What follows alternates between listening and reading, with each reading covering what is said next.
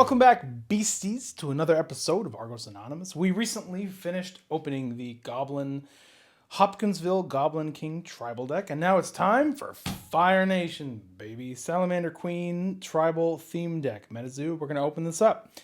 We're going to check it out. We're going to see what's what. I assume it's going to be quite similar to the Hopkinsville Goblin King deck, but let's just enjoy this experience together for all of history. We have the custom MetaZoo shrink wrap on the outside of this thing. This is a first edition alpha Kickstarter. Where's the K? Where's the K? Is it on the outside of the box on these? Oh, maybe not. Oh yeah, there it is. Okay, there's the K down there on the bottom right. Cool. Cool. And then we have a first edition mark down there on the bottom right. We have a first edition custom foily boy underneath the shrink wrap sticker right there.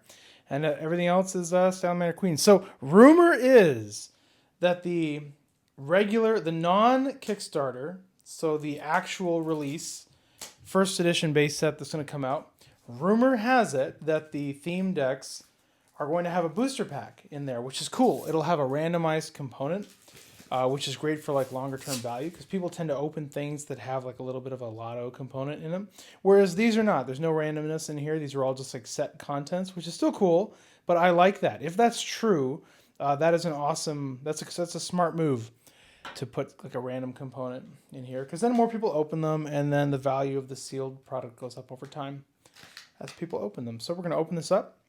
Last time when we opened the Goblin one, the coin was right on top. Let's see if it's consistent. Yep, there it is. Okay, I like it. The coin in a little bag is right on top. So that's cool. And is it custom? Yes, it is.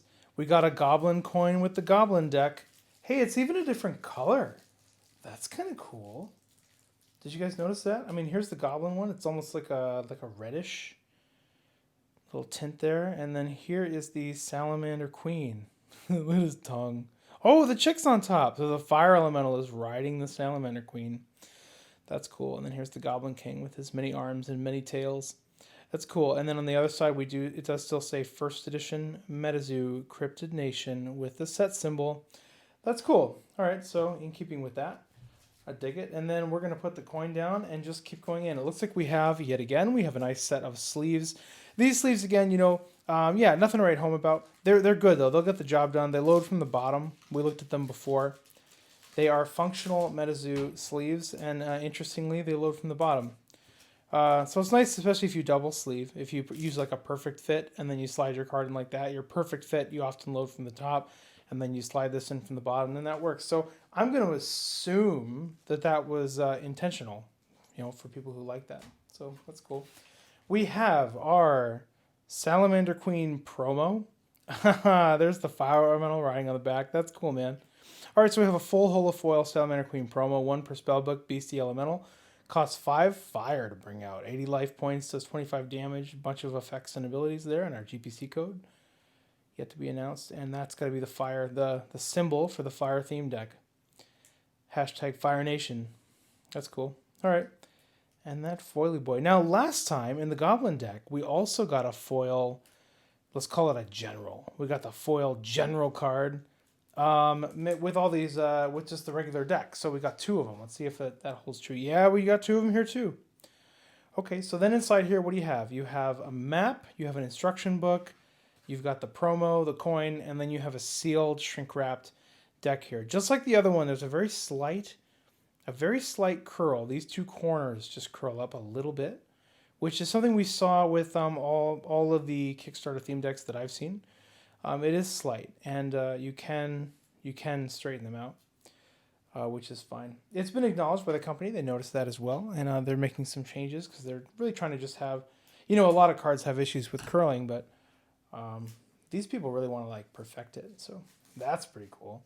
And of note, you don't see that curling in the booster set itself. The foils come out straight and don't curl. That's gorgeous. Look at that. It's crazy. So I'll probably keep this promo just sealed, because I don't need it. It's only 1 per spellbook, and then I can play with this one. That's cool. All right, so we have a beastie elemental, Salamander Queen, leading the show, and then we have some giant salamanders. This is 5 per spellbook. They only cost 1, 50 life points. That's pretty good. And how many do we have here? We have a horde.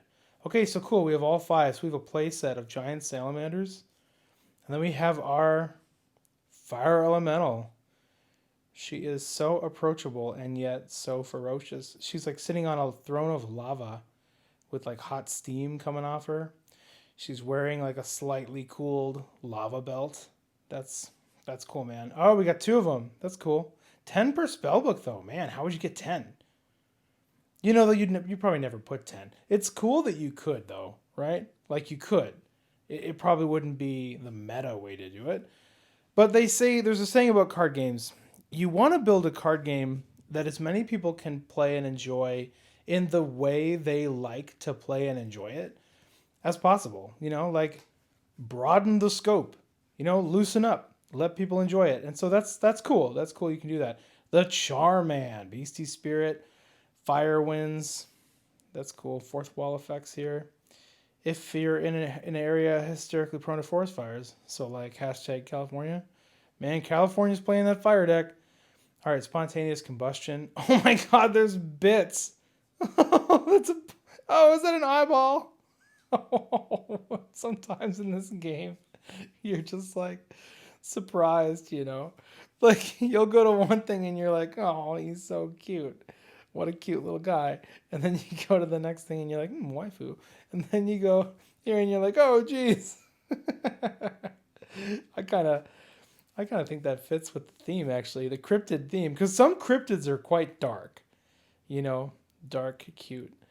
And then some of them are not. So that's cool. I like it. Fire enchantment. Okay, 6 per spellbook. So we get 3 of those. We have 1 fireball, 2 fireballs, 3 fireballs. Cost 1. You hit them for 25 damage and inflict them with burn. They have a little song quote. We didn't start the fire ball. It was always burning since it's fire. That's cute. Bookmark is your classic draw spell. It's auraless though. It could fit into any deck. You pay 1, you draw 2. That's fun. Unending Fire Crystal. So here's our 0 cost artifact that gives us, that generates fire aura. It's non-foil. And there's our Chaos Crystal, just like all starter decks. We have our, oh, what did you guys call it? An aurafact. That's right, an aurafact, because it generates aura. That's fun. And then we're gonna have what? 2? No, just 1 Terra. Okay, we have 1 desert and then a bunch of flame aura. 1, 2, 3, 4, 5, 6, 7, 8, 9, 10, 11, 12, 13, 14, 15. Wow, that's interesting, because in the dark deck, we just got what? We got 2 Terra cards. I think they were nighttime. And then we got 12 aura cards, which are like your resources, right? Your resource cards. And this one we got 15 and 1. So they've really, let's assume they've thought about it and they decided you would need more. Do you have like some higher cost things? You got Charman for 5. What else? Those cost 2, 2. Anything else that's high? Okay, not really. But I guess for Charman, they wanted to make sure you'd hit 5 aura so you can play your Charman. Well, that's interesting. Okay. Yeah, all right, I'll bite. And then, I guess on the Salamander Queen, too. They want to make sure you can play your General, your Salamander Queen, and your Charman, so they gave you a 15 aura. All right, I'll buy that. And there you go. There is your Salamander Queen deck. And then just like the other starter decks, you're also going to get a map, which is like this map right here. So it like folds out. And it's got, you know, stuff about cryptids, basically. That's cool. We'll put it back in. And then you have a rule book, like an old school rule book, like old Magic, which I really like. I mean, yeah, I get it. You can look things up online, but it's nice to have a rule book, you know, for like hot links. I think the most important part of this rule book is going to be the logos, the icons. You know, some of these make sense. You can figure these ones out quite easily, but there's a lot of like status icons and then ability icons, and this is going to be really handy when you're learning the game. You're going to see all these things in the cards. You're going to be like, what are these? But it's right here in the rule book, and yeah, this is what I'll have when I play. I'll just have this out, probably folded out to this page, and then I'll just be able to reference that and then learn as I go. Oh, and then here's the status effects. Yeah, that's cool. All right, ladies and gentlemen, there you go. Salamander Queen. Starter deck opening. I like the coins. You know, I actually collect some other like silver coins. This is not silver, but check this out. This is pretty off topic, but you know, I like these little things. And it didn't occur to me. I didn't play Pokemon. You know, I played Magic.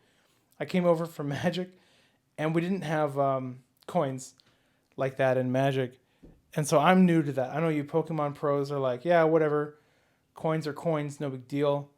Um, I like coins, and since they have like different coins that they're putting out, and since they're actually like an aluminum, they're like metal, and since they're marked first edition, I I kind of want to collect the coins. It's like another that's kind of fun. It's like another collectible element to this game, and I can.